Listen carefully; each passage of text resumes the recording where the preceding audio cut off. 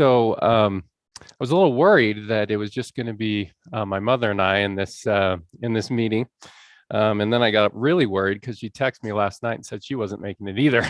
So I thought this is going to be rough. But in the academic setting, we're used to not having a lot of audience. I remember being at a conference and I was kind of lingering in the hallways between sessions, and a guy comes out of the room and says, please step into this room and watch this lecture. We're looking for an audience. And I was the only one in there.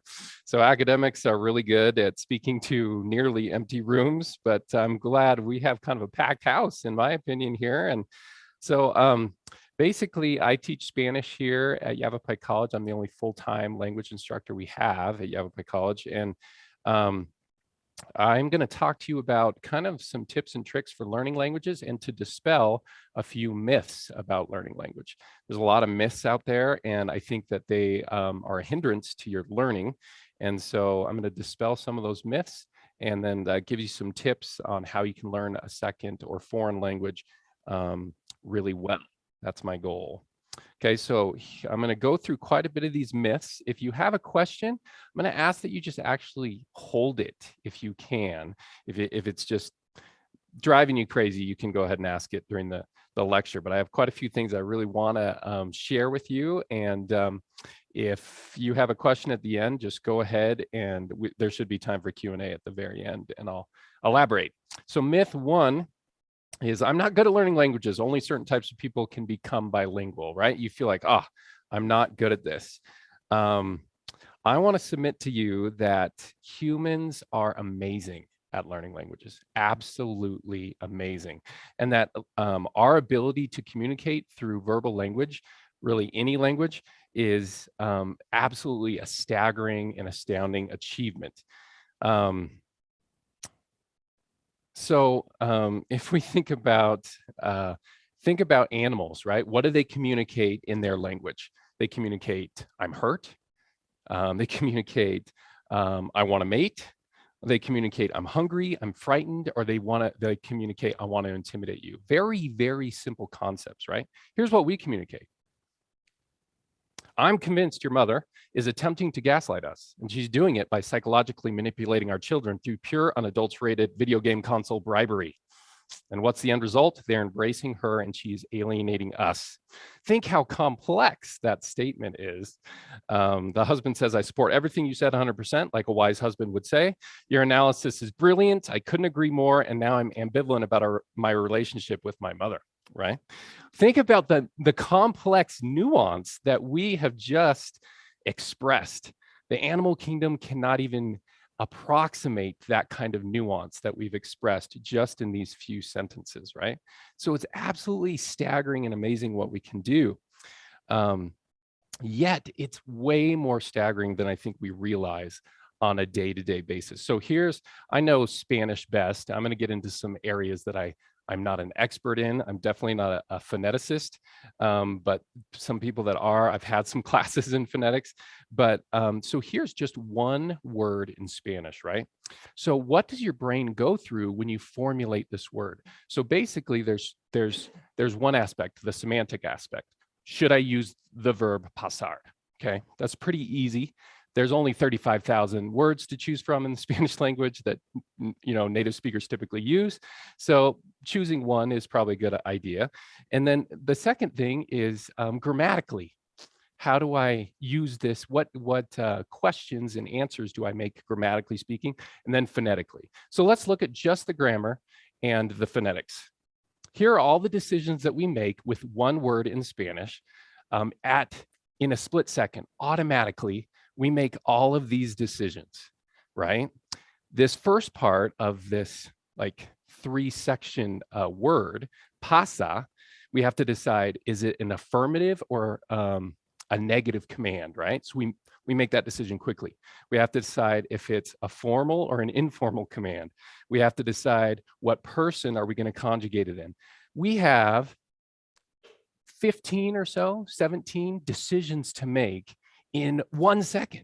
Pásanosla takes maybe a second and a half to say, maybe a second to say. And your mind is automatically making all of these decisions in that split second. It's amazing, but there's more. This is just grammatically speaking, right? We have to decide, okay, we have this command verb. It's an affirmative command. It's an informal affirmative command. Then we have an indirect object attached to it. Should I have used a direct object? We have to make that decision. And then we have to decide what order do we place these in, right? So all of these decisions, like 15, 16 decisions we make so quickly.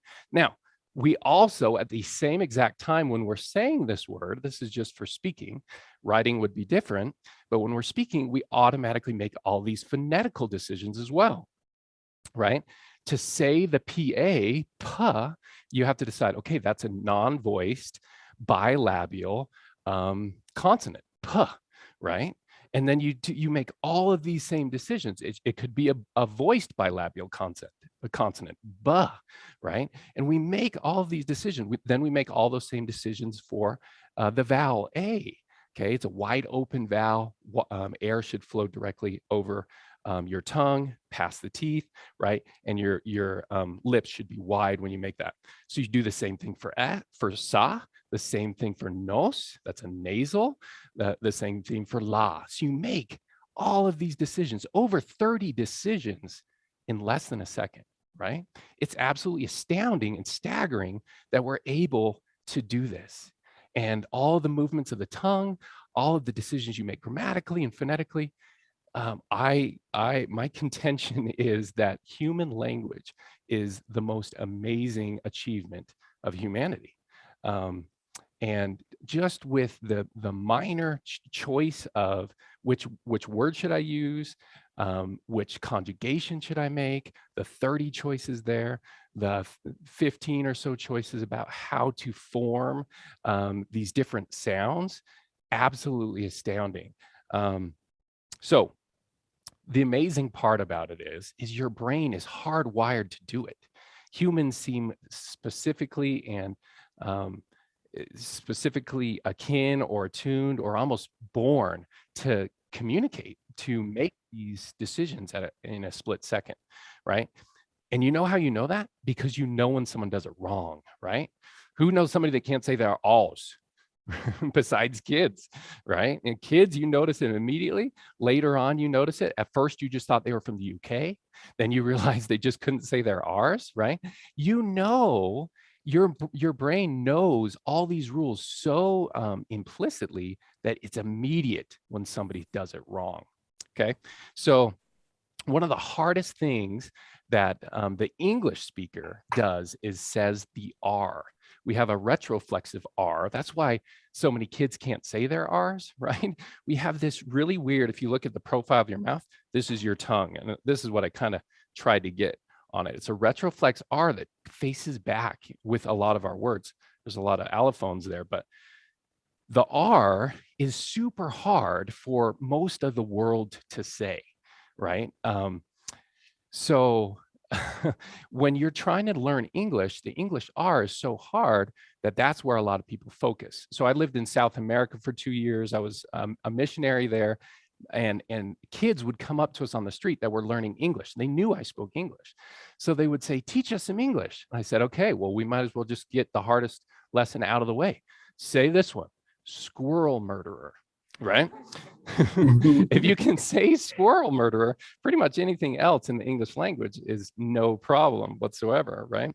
So it is absolutely, my contention again, is it is absolutely astounding all that we're able to do, right? And so when somebody can't do it, you recognize that, that's amazing as well. And we do it automatically until we don't, right? We don't do that one automatically, do we? Does anyone in this room do this one automatically? You know German? So what does it mean?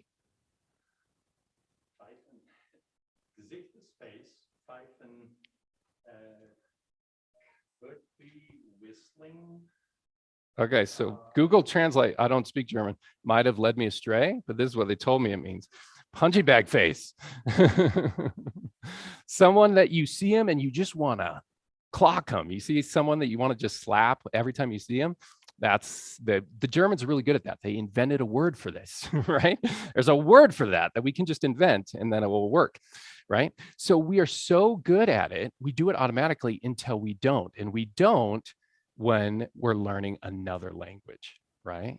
When we learn another language, suddenly, put on those brakes, nothing's automatic anymore. And I have to implicitly or explicitly think out of each one of these decisions that I'm making, right? So that is absolutely astounding. So how do we do it in our native language so well and in the second language not so well? Has a lot to do with how the brain works, right? So myth 2 is we should be learning Spanish in kindergarten, right? Have you heard this? This is an absolute myth. It's not true, right? We should have learned this a long time ago. And this myth came into me with my wife. My wife's here today. And I see on YouTube these 2 and 3-year-olds playing the piano, like amazing. You've seen this probably, you've seen it. And I'm like, my wife's an amazing pianist. I'm like, why aren't our kids playing piano? And she's like, because they can't read. I only give them piano lessons after they can read. I'm like, what does that have to do anything? Look at this kid, he's 2, he can do it all himself. Look at this. And she's like, he doesn't know music. He doesn't know music. He can play by ear. He's an amazing prodigy. Yes. He has natural aptitude. Yes. But he's not a pianist, not yet. He doesn't know music. You couldn't put music in front of him and have him read it and let him play it, right? He has to equate, okay, A, this is the A, this is the B, this is the C note. It probably can be done, but literacy is key to be a great pianist. Same thing in language learning, right? You have to be literate, right? Who's taken a foreign language class in here? Yeah. How much is required about reading? It's totally based on reading. If you can't read, it's going to be really hard to do all that they want you to do in that class. And what those professors did with you in your language learning class was absolutely probably cutting edge. This is how we know that people learn a second language, right? So it's absolutely fascinating. So I think it all boils down to this idea of acquiring language, which that 2-year-old piano player acquired piano. No one taught him piano. He heard music, he plunked it out on the piano, and he was amazing. He was a prodigy. You are a language learning prodigy. You're just old now, right? Yeah, old means that you're pretty much past puberty. You cannot acquire language, most linguists believe, after puberty. You can't naturally just get it, right? You have to actually study it, which you've done in your language learning classes, and it was tough, and it takes time, right? If you're not a piano prodigy, you actually have to plunk out, look at how those notes connect to the keys on the piano, and you have to get better and practice a lot, right? So this all came about by, this was proven, this ability that we have prior to puberty to just master languages in a phenomenal way. This was proven by a guy named Noam Chomsky. Have you heard of Chomsky, right? So he's changed the entire world, basically. Before Chomsky, everyone believed in B.F. Skinner, that you're a blank slate. Everything you know was put in there by someone else, right? And Chomsky didn't believe that. He felt that there were some innate elements that were biological, not sociological, that we come into life with. And one of them he believed was language learning. And he proved it with what I'm about to show you with my son. Okay, this is what he used to prove Skinner wrong, and he totally changed the way we learn today. We don't use behaviorism anymore over at the college to learn anything. We use cognitive science, which leads us to believe that we've already had quite a bit of knowledge up there. Our mind is amazing at forming knowledge. So he used this example that I'm going to show you to prove Skinner wrong. Get ready. See if you can catch it. See if this works. Let's see. He's in here. Hide and go seek, right? Okay. Búscalo. ¿Está ahí? My younger son was the stool pigeon to the older son. ¿Hay alguien adentro, Brad? Yes. Este es un juego de escondite muy difícil. Vamos a verlo. ¡Ahí está! Dad, you can't find me so fastly. Dad, you can't find me so fast. ¿Por qué? Because you can't find me so fast. Mírame, Nate. So, Dad, just keep looking. You guys can't find me so fast. All right. Okay, so what did Nathan say? He made a grammatical error in English. Fastly, right? He applied the ly for an adverb, but it doesn't apply to the word fast. Fast is an adverb all itself. But he knew, somehow he knew that ly is this inflection point for an adverb that he should throw on there, even though it was wrong, right? It's an aberration in English. It's an irregular, right? But he applied it anyway. Why would he apply that? That was the difference between Chomsky and Skinner. Nathan used ly because he was making jumps. He never heard anyone. My wife and I have never said fastly, have we? Okay. We're pretty educated, but he made that leap all on his own. So that's how he proved Skinner wrong. No one put that in his head. He natively in his mind used what was already up there and derived a rule for the ly inflection as an adverb.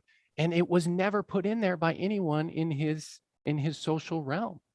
So this is exactly what Chomsky used to disprove Skinner. No, we know some things, and we have to integrate what we know into the vast neural network of the prior knowledge we already have and integrate new things. And it changed how we learn entirely. We shifted from B.F. Skinner behaviorism to cognitivism and now constructivism, which is kind of a further iteration of cognitivism. So really, it was this exact thing that moved us along and helped Chomsky prove one of his greatest theories, right? Well, it's still under debate like all theories, but Chomsky has this belief that the mind is set up to learn languages. The mind is hardwired. The human mind is hardwired to learn languages. Every language has some principles and parameters that Chomsky believes are universal. Right. For example, in English, you cannot drop off your pronouns. You have to say I am. You can't just say am. Right. And so that's one of those universals of language. Strict syntax. There's a strict order for which order words go, sentences are formed in. Subject, verb, object. Right. Strong morphology. Basically, do you have a lot of conjugation at the end of your verbs? Is it want or wants or wanted? In Spanish, we have strong morphology. In English, we have weak morphology. In English, we have strict syntax, very strict order. Spanish, the syntax is very loose.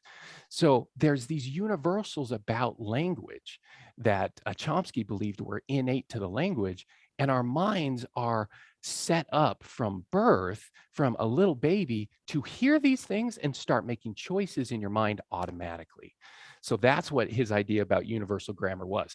When I'm a little baby and I hear English, all these trips start going on in my mind that says, okay, I have to keep my pronouns on there in English. Okay, I have to keep a strict order in English. Okay, there's not a lot of conjugation in English. And my mind learns automatically from what we hear in the input and starts to formulate it. And I start to do things automatically without thinking, right? Spanish is totally different. If I were a baby and got English and Spanish at the same time, I would have both of these checks going. When I hear Spanish, I would know, oh, with this one, I can leave the pronouns off. With this one, I can really change the word order up as much as I want. With this one, I have to really conjugate my verbs correctly, right? That's why when somebody prior to puberty is in contact with lots of languages, like my friend from Sudan, he knows 5 languages, right? Is he super smarter than me? Yes, but that's not necessarily the case for everyone. He's not a lot smarter than my wife. My wife only speaks basically 1.5 languages, maybe 2 languages, right? It's not that his IQ is off the charts. It's that his amazing brain prior to puberty was flipping all these switches because he had to use 5 languages to buy bread and meat and produce, right? So prior to puberty, Chomsky's thing and all of our things is that we can learn amazingly languages in so many different ways, right? So myth number 2 is that we should learn it in kindergarten. We don't learn anything in kindergarten. My colleagues will say, we do learn things in kindergarten, but not languages. Bilingual schools, they're very effective, right? But they don't teach languages per se. You don't have like in a bilingual school, at least in the early grades, you don't have like Spanish class, right? You have math and they teach it to you and the teacher is speaking Spanish, right? My colleagues will say, teach my kids to learn Spanish. I'm like, okay, well, how are we gonna do that? You gonna have them follow me around like my kids did the first 3 years, right? Because I only spoke to my kids in Spanish the first 3 years of their life. They followed me all around and they know Spanish, right? Because we have this amazing ability. But if you get frustrated, my colleagues will get frustrated. My kid was in this class and they were in middle school and they had Spanish 1 hour a week and they don't know any Spanish. Remember, you heard an awful lot of English or German for 3 years before you said 1, 2, 3 words, right? 1 hour a week in middle school, not going to cut it, right? So if you want to learn a language and natively, it's already too late. You have to do it prior to puberty, and you have to be in contact with that language constantly, right? So myth number 2 is that we should be learning this in kindergarten. We don't know how to teach second languages in kindergarten. That's already 5 years too late, right? So myth 3, you can learn a foreign language in 10 minutes a day in your car on the way home from work by hitting buttons on your phone with this cool app, Duolingo. I'm looking at you, in just 3 easy installments of $19.95. Juicer and steak knives included, absolutely free, right? You've heard this on the internet that you can learn super quickly, right? This is not true. This is totally false. If you're learning a second language as an adult, you got to put some time into it, right? 35,000, 40,000 words, what a typical native speaker will use, right? That could be within your reach. It took 3 years to form 4. Okay, check this out. So I have a student that he didn't buy into this idea that you have to learn or that you can learn in 10 minutes a day, right? His name is Javier Sparks. It's kind of quiet, but he did an exceeding amount of work, right? To be able to learn. And in 2 semesters, he got pretty far. Let's see if we can hear it. Okay, Javier, ¿cómo estás? Estoy bien. Bien. Ocupado, ¿no?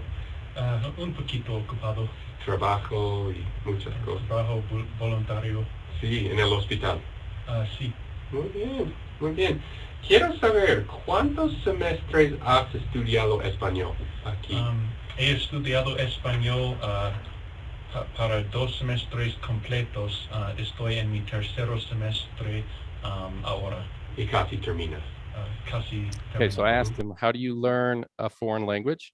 And he said, practicar, right? 2 semesters. This guy in 2 semesters, now he can interact with any native speaker of Spanish. How did he do it, right? He immersed himself. He interacted with so many people. He wasn't the typical student.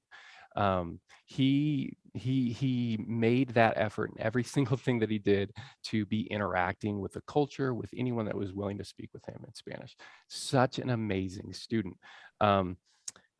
Again, our first language, we heard it for 3 years before we even were able to form 2 and 3 word sentences, right? So myth, definitely. You cannot learn a foreign language in 10 minutes a day. Now, acquiring a language, you have to interact with a lot. Studying it, you have to study it an awful lot. So myth 4, you have to study abroad to learn a foreign language. You simply cannot learn a foreign language without immersing yourself and living in another country. Javier Sparks never studied abroad. He lived right here in Prescott, Arizona, and for 2 semesters, and then after, he worked exceedingly hard. So you don't have to study abroad. But it can be very helpful. It helps you, it pushes you to be focused. It pushes you to be forced to use the language. But before you study abroad, you have to have some form of that foreign language under your belt as an adult learner, right? As a kid, probably you could pick up a lot, especially prior to puberty if you just went abroad, because you still have some of that automation in your brain, some of that universal grammar.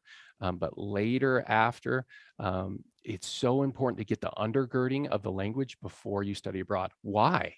Have you ever interacted with somebody that studied abroad but didn't really study? They just traveled abroad? I've had quite a few students that come back and their fluency is amazing. A lot of people think, oh, I need to be fluent in a foreign language. Fluency is just part of the battle, right? Fluency is how many words can you say in a minute, right? You can say a lot, right? And I've had students that can say a lot. However, it is absolutely riddled with grammatical errors, and native speakers like, I can barely follow you. You're speaking an awful lot of Spanish, but I can't understand what you're saying because it's so grammatically incorrect, right? So that can really fossilize. It's called fossilization. If you study abroad and everyone is kind to you, you're in Mexico, they love you, and they don't correct you, right? If they don't correct you, you learn all of these big mistakes, and you'll come back and you'll have all these mistakes, but speak a lot of Spanish, right? So it's so important as, you know, an adult brain to have some of that grammar that undergirds the language before you study abroad. Okay, so you can do it though. I see so many second language learners, especially of Spanish, that do exceedingly well. But often they'll have a boyfriend, a girlfriend that speaks Spanish fluently, and they interact with them a lot because they just need that much interaction with the language. That's one thing we know for sure. If we're going to learn an awful lot of the foreign language is we're going to have a lot of interaction with that language. Okay, so Einstein, okay, he was famously bad at math, right? No, he was amazing at math. But there were people better at math. He was bad at French. He was horrible at French, right? That was his Waterloo, literally, was French. So Einstein, one of the smartest people ever, right? Yet he couldn't learn French. It was tough.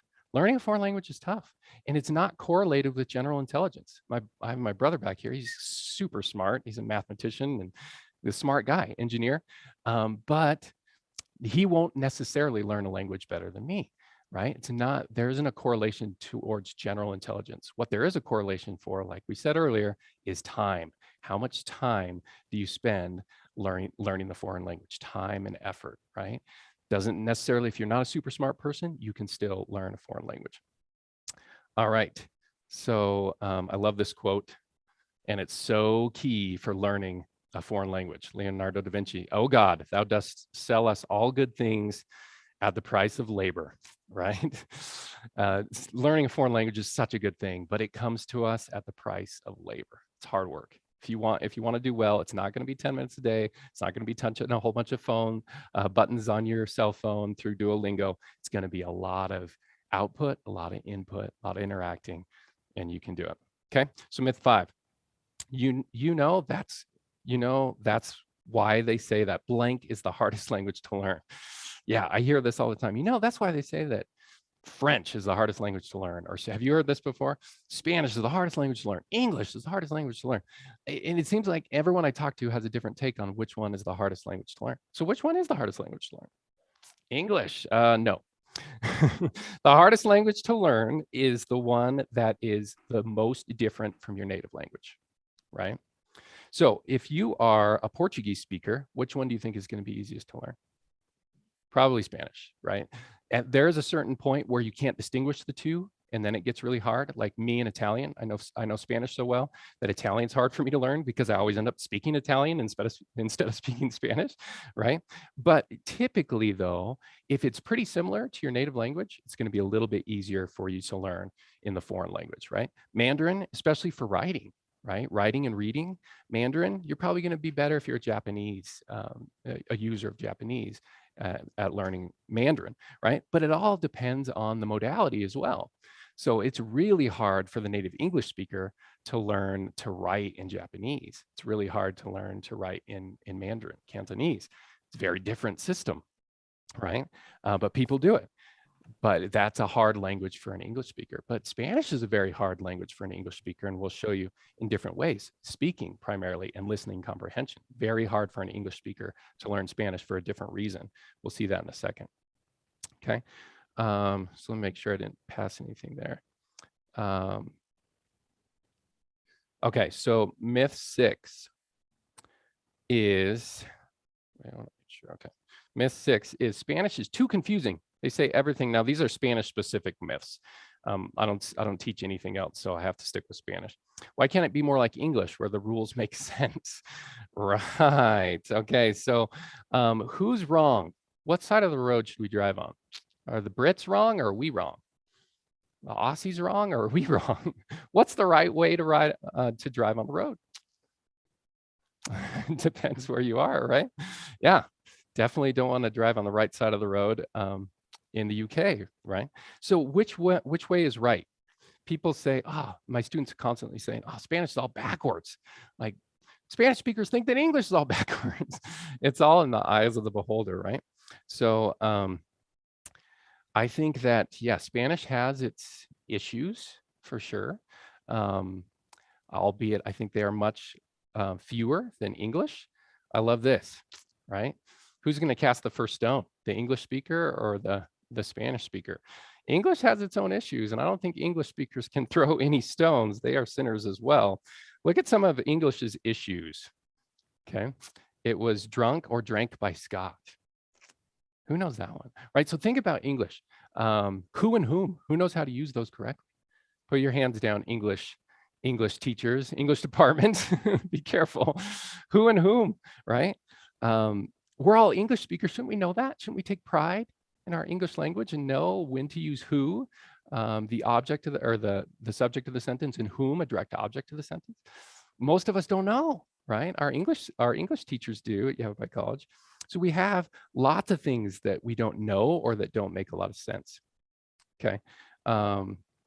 So let's look at some of these. It was drunk or drank by Scott. Which one's correct? It was drunk or it was drank by Scott? Drank. It was drank. I gotta refer to my notes here.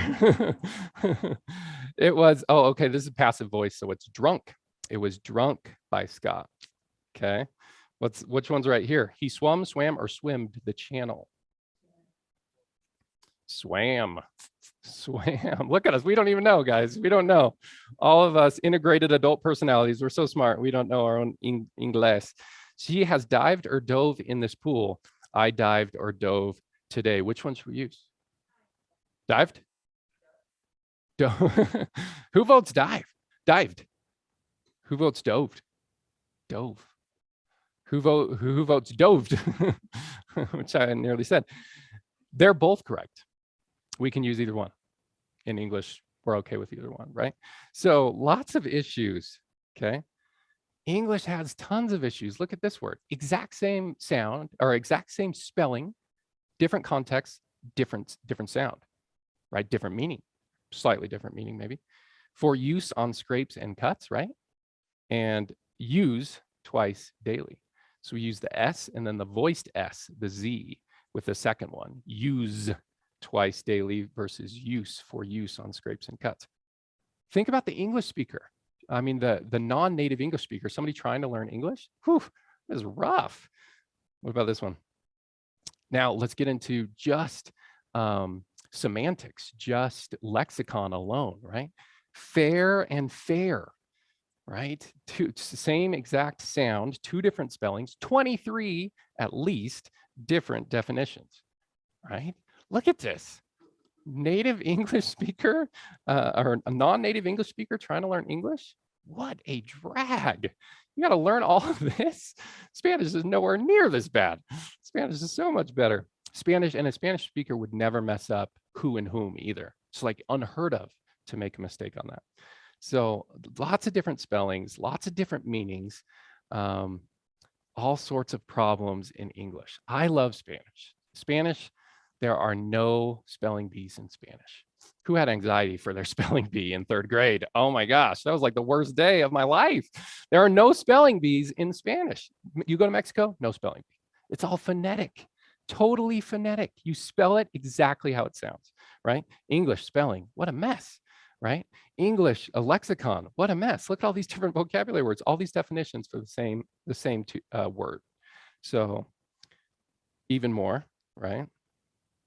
You've seen these. Okay, so more issues. English. So let's get into prosodic stress. Prosodic stress is every word, and my students know this one, every word is emphasized in a different spot. Every word has an emphasis point. One of the syllables in that word is emphasized. And again, it's amazing because your mind does this absolutely automatically. Until, right? Put on the brakes until you're learning English as a second language. There are no real rules for prosodic stress. Where do we put that stress, right? Spanish has 3 very cut and dry rules. Easy.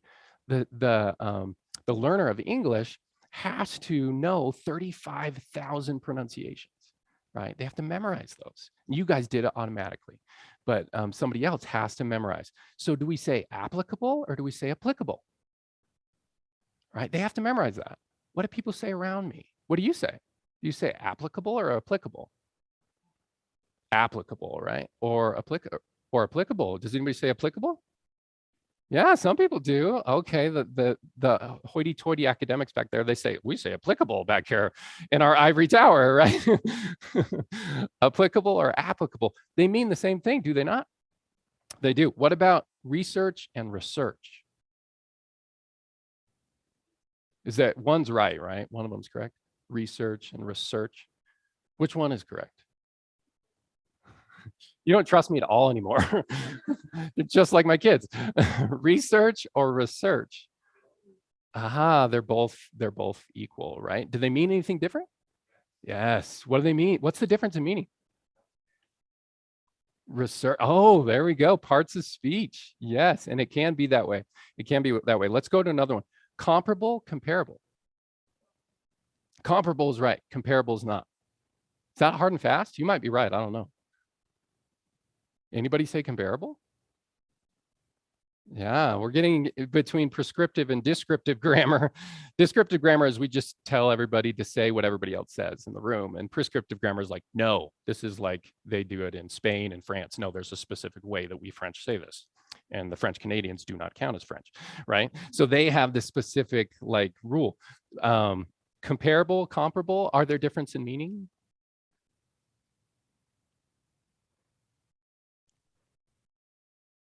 I don't think so. I don't think you guys are afraid to say anything anymore. I don't think so. I don't think so. Okay, but Spanish, look at Spanish. Hablo and hablo, absolutely different. So important how which syllable gets the emphasis. Don't put the wrong emphasis on the wrong syllable. If you do that, you'll be confused. You don't know what people are saying. Typically, when we don't know what people from the UK are saying, they're putting the wrong emphasis on the wrong syllable. You don't know. Like the word garage. We say garage. They say garage, right? And we can miss it entirely, and they're just putting stress on the wrong syllable. They're not even changing the word. They're just putting stress on the wrong syllable, according to us, right? But not according to them. So in Spanish, though, it's a totally different meaning to say hablo versus hablo, right? Hablo, I speak. Hablo, she spoke. Totally different. Different tense, different person, very different. We don't really have this that much in English. You mess it up, people might not understand you, but not often, unless we're talking about a different part of speech, not often do we confuse our listener, except for this one. And this is, you just went there, you found it. Complex, man, this is a complex problem versus complex.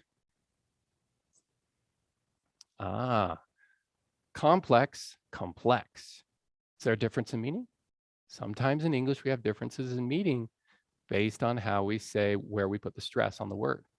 Complex, complex. What's the difference? Complex is what I have because of my family, right? No, my family's here. Complex is what you'll have, I have a complex, an inferiority complex. Complex is what Spanish is to you or math is to me, right? So it's a different in parts of speech. Complex, this is very complex, adjective, complex, noun. This is my apartment complex, noun, right? So sometimes there is a difference. We have to be very careful. Okay, so English syntax is a mess as well. You think English is this great savior language. It's not, right? English syntax is a mess. The big red balloon. It's okay to say that. But we can't say the red big balloon. Ever hear anyone say the red big balloon? Sounds weird, right? You can't say it. Like it like causes an accident in your brain. Like this can't happen. Why? There's no rule in English that says that big has to go before red. They're both adjectives. There's no reason. No reason whatsoever. Yet we all accept that it's the big red balloon and there's no reason for it, right? And what do you tell somebody that's learning English that? It's just the way it is. live with it, walk it off, you know, that's what we do. Okay, so to not belabor that, let's go to myth 7. Spanish speakers simply talk too fast. It's impossible to understand them. Who feels that way? Right, some of my students, right? It is too hard to understand them. So I want to make an assertion here that I can understand this woman as easily as I can understand any of you.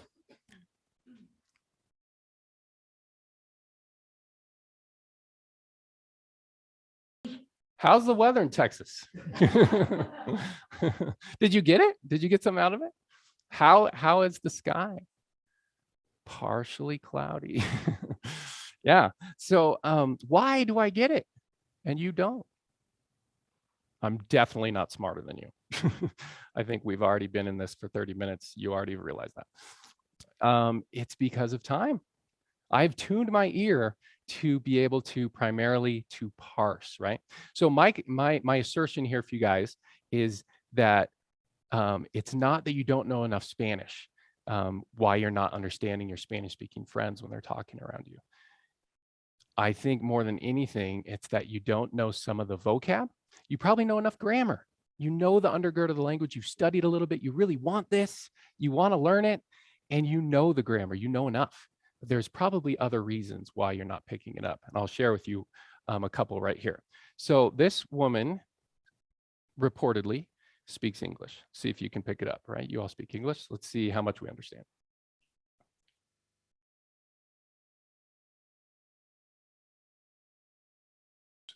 So she's going to fraps that for you. What is it? What is she talking about? Oh, okay. So you gamers knew. Did anyone else know? You in the back, you're like, what the Johnny was she even talking about? I thought I spoke English, right? That was very specific vocabulary. And if you do not know the vocabulary somebody is utilizing, you're going to be out. You're going to be out, right? I had no idea what she was talking about because she was talking total video game speak. You knew it, didn't you, Ustaza? Yeah, okay. So I get, some of you know, but that happens. That happens.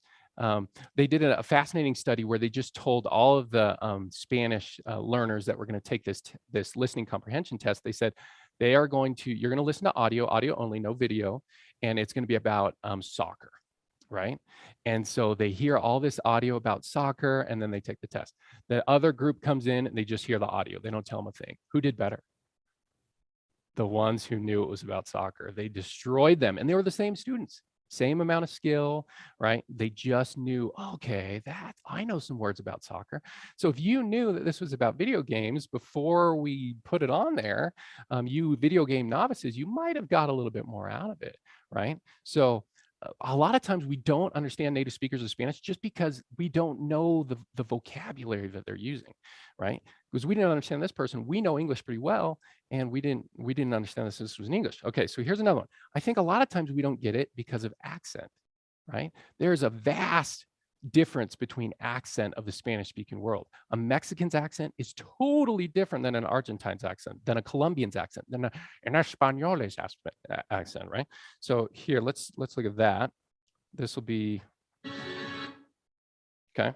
This is the Geordie accent, UK, Newcastle.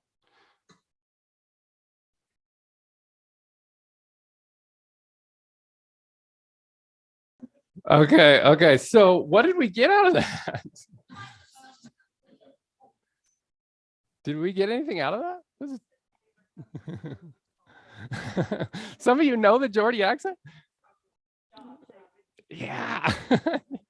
I watched that like 4 times before I even heard the word proper job. It's unbelievable. So a lot of times it's the accent. So if you don't do well with a Mexican accent, which I think is a kind of a hard accent, maybe switch to a Peruvian, Colombian, Spaniard accent, right? The accents are all different across the Spanish-speaking world, right? Cubans, they speak very low and guttural, like they have like tons of marbles in them. Right? That's a Cuban. A Spaniard is very lispy, right? You've heard a Spaniard, los españoles hablan así con la super cero ápico alveolar. That's a Spaniard accent, right? Mexican accent will be different. Argentine accent will be different. So it's all going to change. Okay. So the big reason that you're missing it is what's called in Spanish for the English speaker is primarily the difference between open and closed syllables, right? An open syllable means it's a consonant vowel, consonant vowel, consonant vowel, consonant vowel. Closed syllable is what we have in English primarily. We have a tendency towards closed syllables, which means there's really good bookends on every syllable. So you can really tell the difference between where one word starts and another one begins. In Spanish, not the case, right? So look at this example, worksheet, worksheet, 2 syllables. You have consonants at the beginning and at the end, in the middle are the vowels, right? In Spanish, look how different it is when you syllabify it. Hoja de trabajo, hoja de trabajo, right? So in Spanish, it all merges together. Look at this word. Look at this sentence. Mi esposo apto trabaja mucho, right? It all becomes one jumble of one really long word. So the English speaker has a hard time with listening comprehension in Spanish. Not that people are speaking fast, it's that it sounds like one really long word, right? And it's not, but you have to do what's called parsing, which is know where one word stops, which you learned on your vocab sheet in your Spanish class, and you know that word, and where another word begins.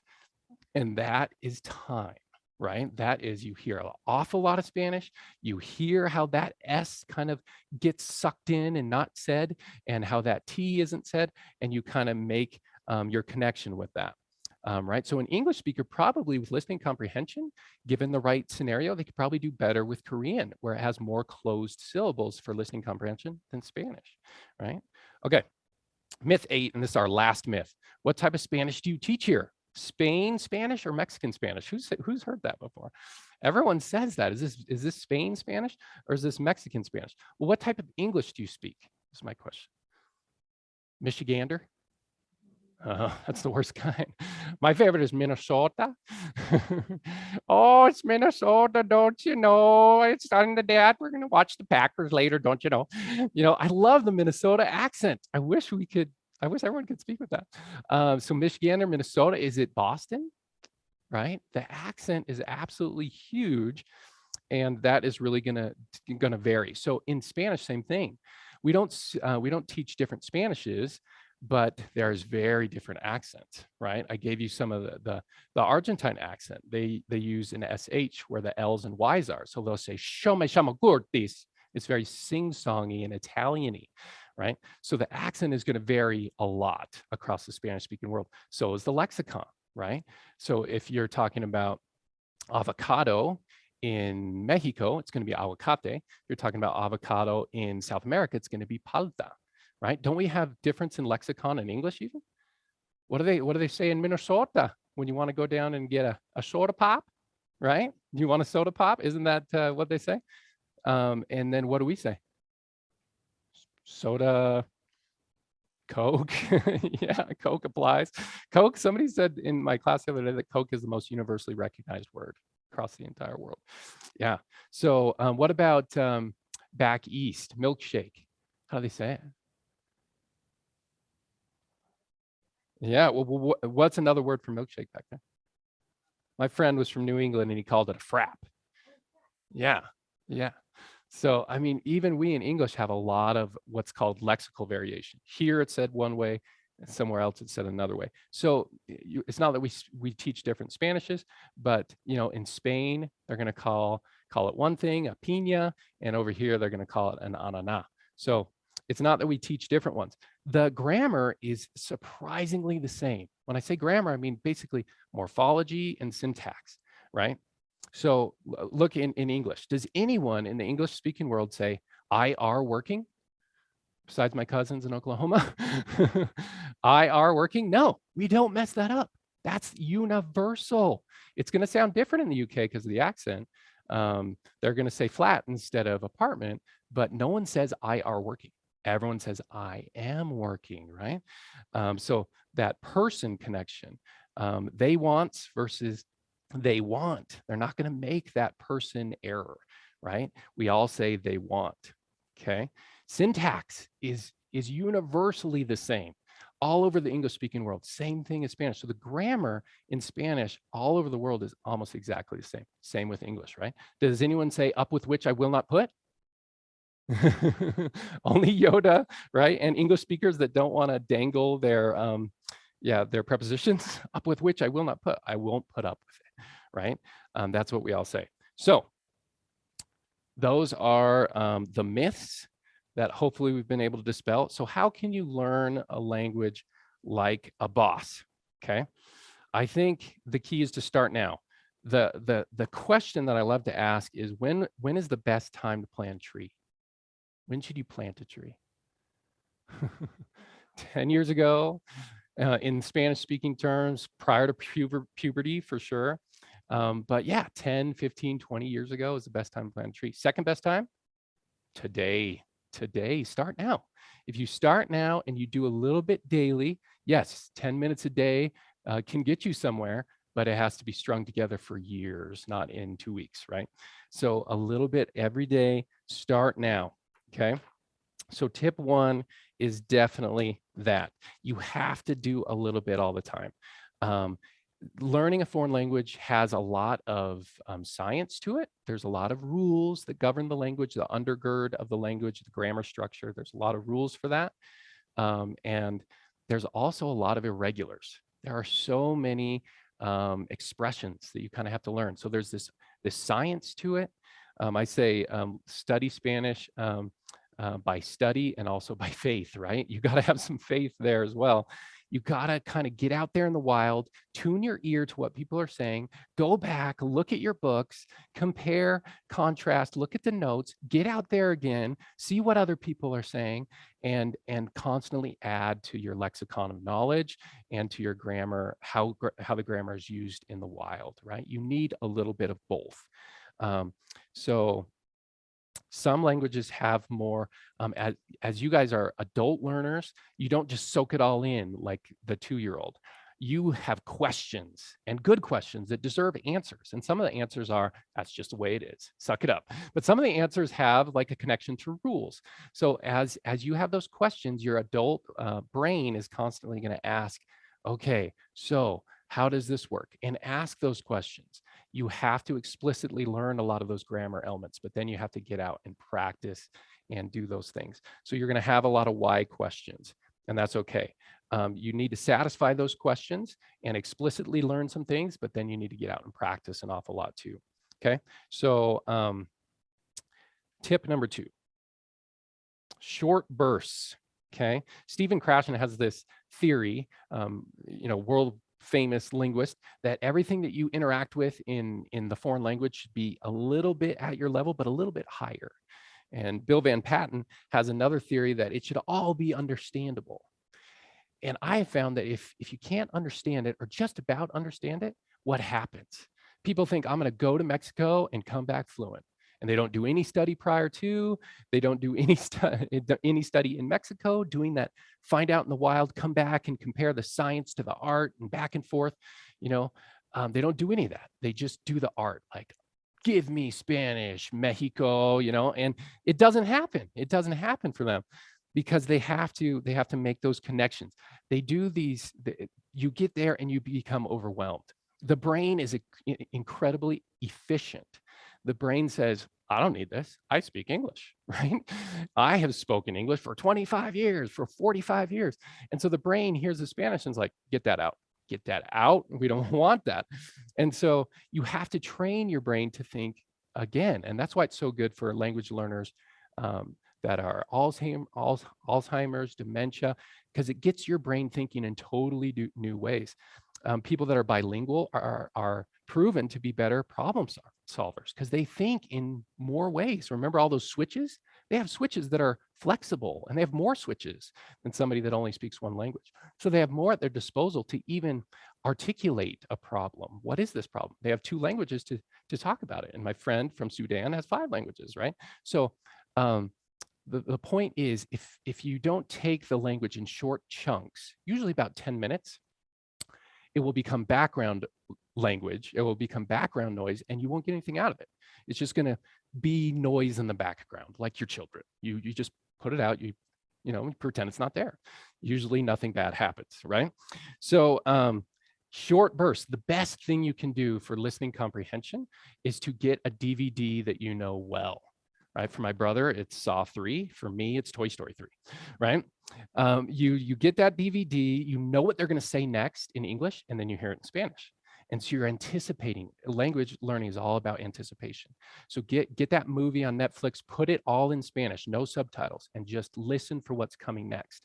Because since you know that movie so well, you're going to maintain your interest. It's going to be less likely to become background noise, and you'll be able to tune in and find out what's coming up next, right? And then you'll hear it instead of in English, in Spanish, and then you'll start to really catch those words that you know. You'll be able to parse it because like, oh, I know that word. I know he's about to talk about eating a burrito next, and I love burritos, and he's going to say it in Spanish, and you hear comer because you know the word comer, right? And so that is key. One of the best things you can do. I had a friend in Argentina, spoke English wonderfully. He just watched Friends for like 8 years in a row.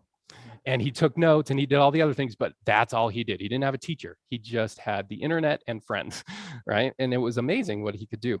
So that is that. Tip 3, lower your inhibitions, right? Extroverts learn languages better. That's one thing that correlates. That's one thing we have in the evidence. If you're extroverted, you're outgoing, you're interacting a lot. Remember, you got to make millions of mistakes. Just start making them now, you know, and it's okay. Those students that are, I call them grammar retentive, they won't say a word unless it's absolutely right. They never learn. They never learn because they're just like too tight. If you don't get out there and be okay with making mistakes, you'll never learn a foreign language, right? So be an extrovert. If you're not outgoing, you have to do something to lower those inhibitions. Randy, I know where you're going with this. Some people, there's a lot of studies that alcohol will increase your language learning ability. I never encourage that with my students, especially the underage students. But if you need something to get out there, there's a reason that karaoke is always in the bars. Sober people don't do that stuff. Same thing with Spanish, right? If you don't get out there and be okay with messing up, yeah, you're never going to learn. So lower inhibitions, produce language. Number 4. Produce language as much as you can. Speak it, interact with people that are speaking it, get out there and listen to what they're saying, write down it. When you're interacting with them, recognize those gaps in your language and be like, oh man, I didn't really know how to say that, or I didn't know what they were saying when they went into this. And then go back, take notes on that, and go back and beef up your knowledge about soccer, or beef up your knowledge about welding or whatever, and then get back in there, get back in the game. So it's the science in your own personal study, and then the art, getting out there and interacting and trying. So that's speaking. Writing is huge too. That helps you categorize the language. You see it visually and orally. It's very important for the brain. What I love to do is just go to Google Translate and I'll type something in Spanish and see what it shoots out at me in English. Is that what I wanted to say in Spanish? Oh, it was excellent, right? And so you can also, if you click right there, you can hear someone saying it in Spanish with perfect pronunciation. It's amazing the technology that we have today. Google Translate is such a great opportunity for learning, also for cheating. So if you're in a foreign language class, I have my ways to find out, but use it for learning as much as you can. You got to produce a lot, you got to receive a lot. That we know correlates. Extroversion, producing, receiving an awful lot. Okay, last tip, I believe.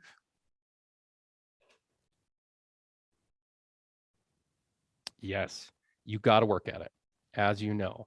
Okay, so tip 5 is work at it as much as possible. Work at a foreign language if you want it, like a lawyer trying to make partner, right? You just go at, you got to go for it if you're going to learn it, right? Same thing with piano. I always tell my wife, I really want to learn the piano, right? How many people say that? They see somebody sit down at the piano and they rip something off, no music in front of them. You're like, oh man, I want to learn the piano. Cuando alguien empieza a hablar español súper rápido, requete contra bien, you're like, oh, I want to be able to do that, right? And you can't. But why? You don't know the years of study that's behind that person that rips that off on the piano just like that. And the years of study that's behind what I just shared with you right there, right? But you have to work at it. That's like we see, I think we live in this Olympics culture. You get out there and you see 9 seconds for Usain Bolt, right? Which was his whole life worth of preparation. And you think, I want to be a sprinter like him. 9 seconds is all we saw, but years of prep. So here's an example. This is my son trying to learn the piano, right? Piano he didn't pick up as easily as Spanish, that I just spoke to him and it was easy because it was magic brain. But here's piano. He's trying to learn the medallion calls from Pirates of the Caribbean. Let's see if it works.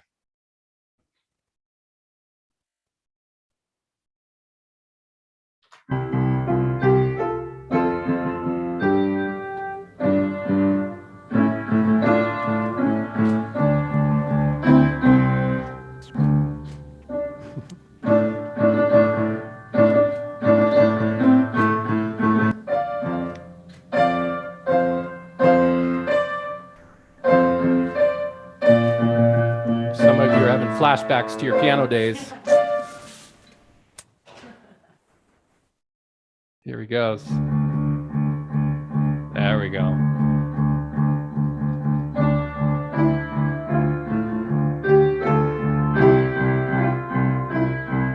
There we go.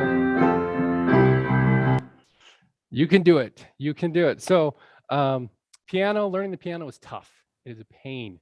It's hard until it's not, until it's amazing and fun and so fulfilling. Learning a foreign language is hard until it's not, until it's awesome and fun and so fulfilling. Will you be the next piano virtuoso? Will you be the next foreign language virtuoso?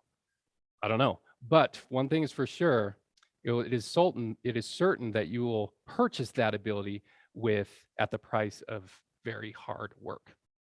And thank you. And I'll take any questions very quickly, I guess. Lot better than just going straight into the weather. Can you repeat the question for So the folks on the Zoom? question was, for the woman that was doing the weather report, how should I gain access into that? Yeah, first, should I review my vocabulary about weather and then listen to her? Yeah, that will help you an awful lot. And you want to anticipate. Again, learning language is so key to anticipate. What words is she gonna say? Probably. She most likely to say, is she gonna say nublado, cloudy? So yeah, very, very much so. You'll get a lot more out of it and you'll feel better. You know, half of language learning is your anxiety. Like, oh, this is overwhelming to me. I can't do this. I was talking to Brandy, you take this integrated adult personality and you strip away all of their ability to speak.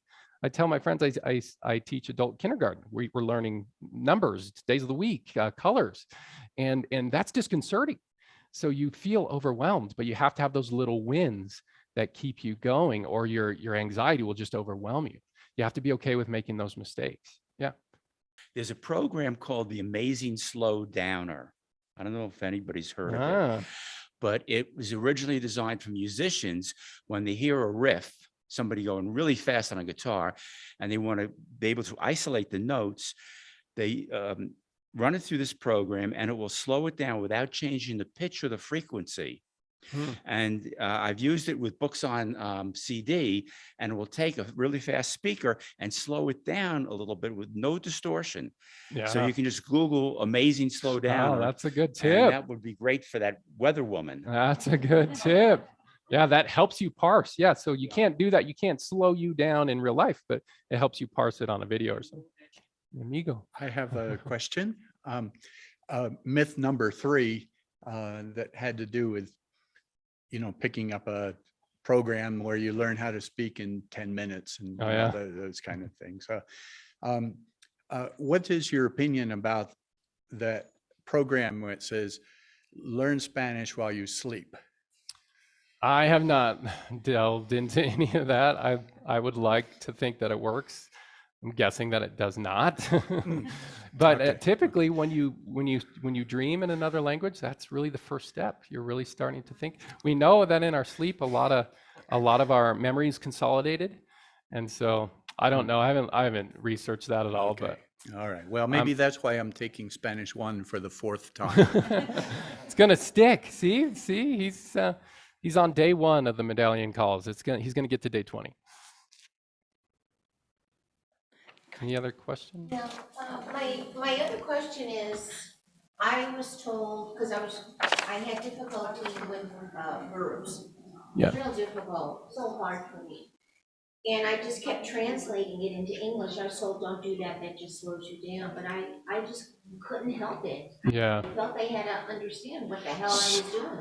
So yeah, that's another myth that you can just think in the language, right? And I think of that as a Mac and a PC.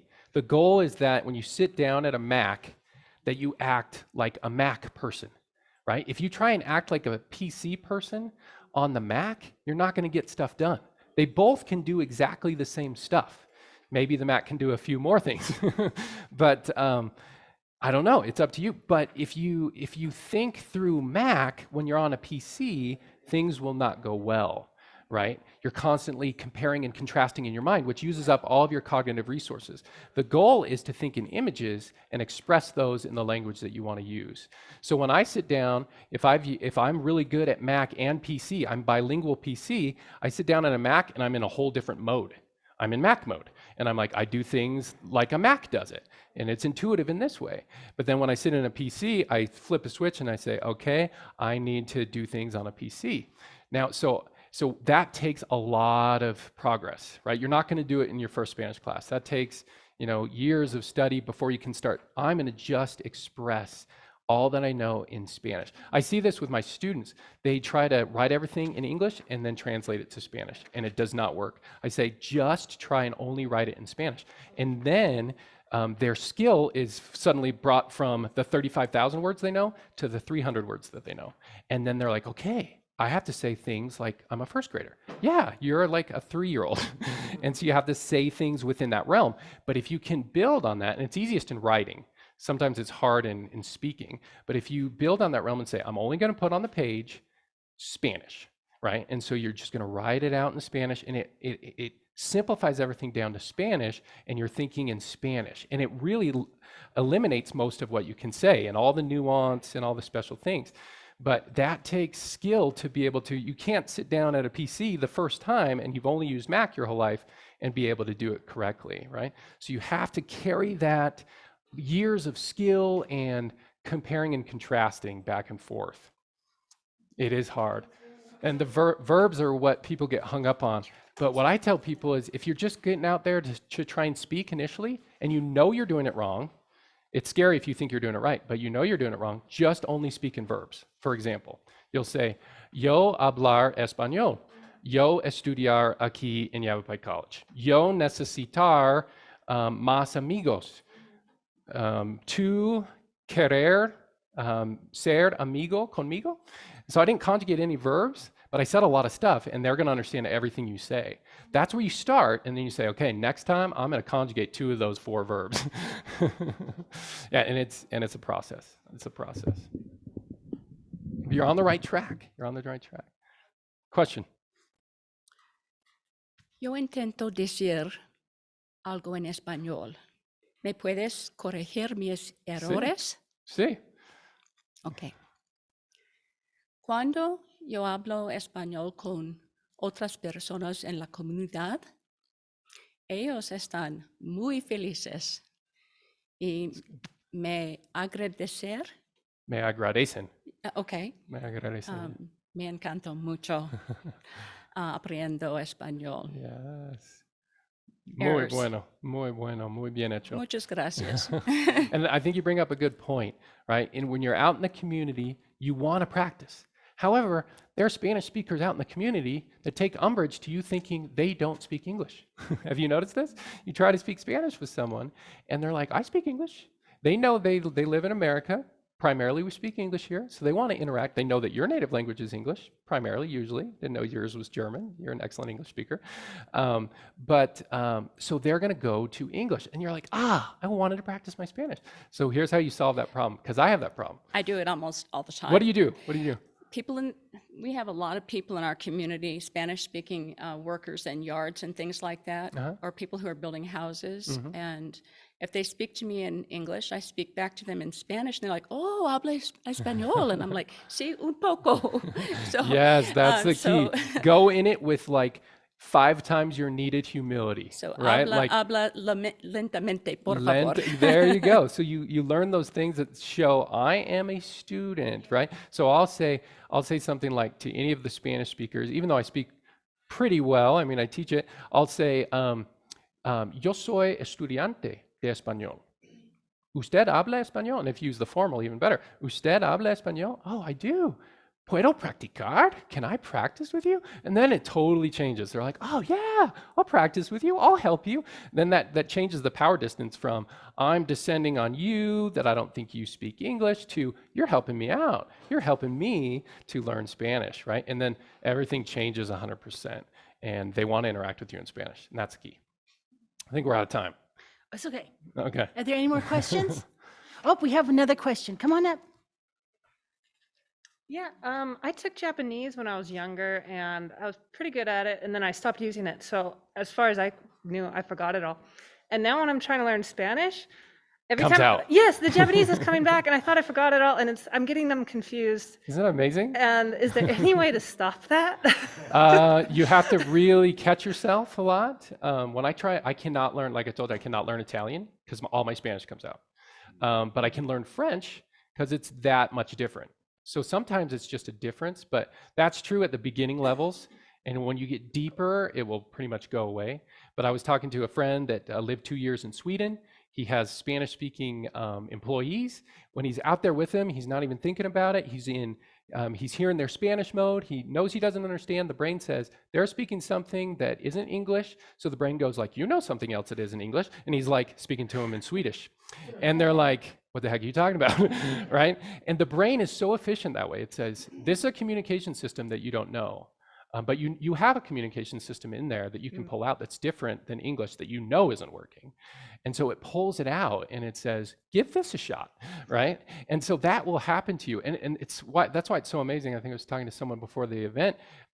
You get out in the native Spanish speaking world, you're in Mexico, and what little Spanish you learn is suddenly coming out because the human brain is amazing. The long-term memory, if it's in there, if it got learned, it's in there. And it needs something to trigger it to pull it out. And that's where cognitivism that Noam Chomsky changed from behaviorism with Skinner changed to constructivism, which is how do we pull it out? How do we retrieve things now? We can get things in there, but how do we pull it out? And you're getting it pulled out when you're interacting with any foreign language that isn't English, right? And that will change as you get deeper and it will just seem preposterous to you. It's kind of like when I say a cuss word in Spanish, most of you don't care. But if you speak Spanish, you're like, why would you say that horrible word in mixed company? You know, it doesn't have any effect on you because it's not deep within you. You don't even really have an inkling about all the nuance to that word. But when somebody says it and you know it well, you're like, oh, that's an ugly word. Why would you say that? So my students think it's funny. They'll say all these horrible words they learn on the construction site. And I'm like, oh, why would you say that? And all the rest of the students are like, oh. I'm like, that is the most vile word that's out there.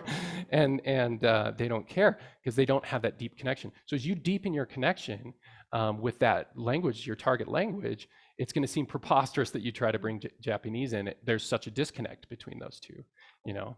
So it will happen, but it takes time. We're over time. I think, yeah. I think we're good. Yeah, I think we're thank good you. with questions on the. Thank you so much Thank for you for coming letting here me today. come. Thank you. Thank you. It was super fun.